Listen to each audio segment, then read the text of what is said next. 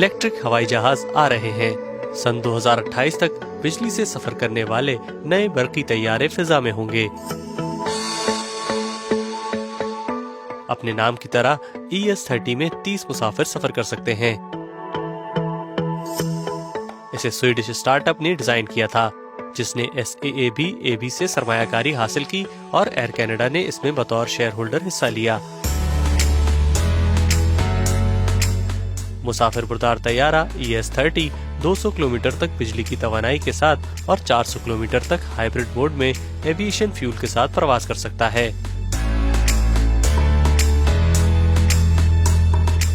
अगर तैयारे में ज्यादा से ज्यादा 25 मुसाफिर मौजूद हो तो इलेक्ट्रिक एयरक्राफ्ट 800 किलोमीटर तक सफर कर सकता है।